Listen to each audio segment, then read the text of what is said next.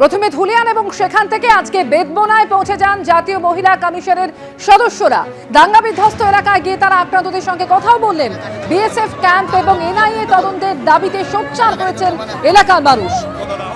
জাতীয় মহিলা কমিশনের সদস্যরা তারা আক্রান্তদের সঙ্গে কথা বলে জানিয়েছেন যে মুর্শিদাবাদের পরিস্থিতির উপর নজর রাখছেন খোদ অমিত শাহ। বাংলা থেকে ফিরে সেই সংক্রান্ত রিপোর্ট দেয়া হবে কেন্দ্রীয় স্বরাষ্ট্রমন্ত্রীকে। আক্রান্তদের এভাবেই আশ্বাস দিয়েছে জাতীয় মহিলা কমিশন। हम लोग अभी भी ट्रॉमाटाइज्ड हैं और हम लोग यहाँ पे एक कैंप चल रहे हैं।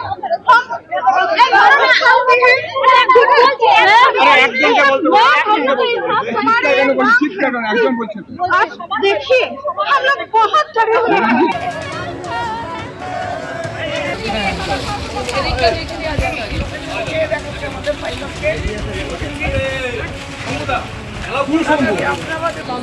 বেদবোনায় ঢুকলেন এখন ভিতরে গেছে বেদবোনা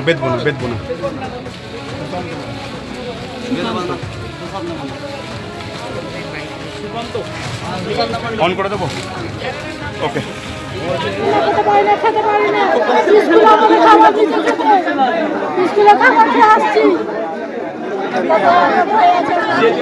কোন স্কুলে থাকছেন আপনারা? কোন স্কুলে থাকছেন?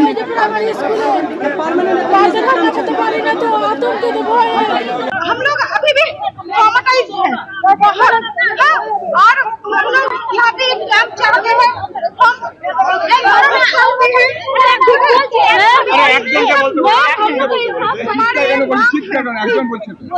देखिए हम लोग बहुत डरे हुए हैं। यहाँ पे हम लोग परमानेंट बीएसएफ कैंप के लिए रिक्वेस्ट कर रहे हैं। मिलिट्री कितने दिन तब देख लेंगे बाद में।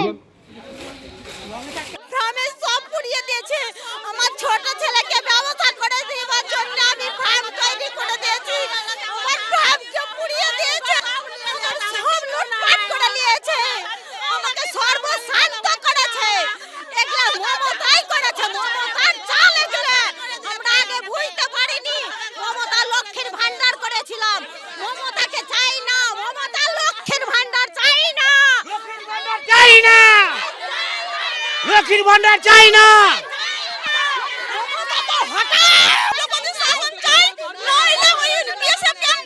আমরা ক্ষতিপূরণ চাই না। পারবে আমার ওর স্বামীকে এনে দিতে পারবে? কোনো কমিটি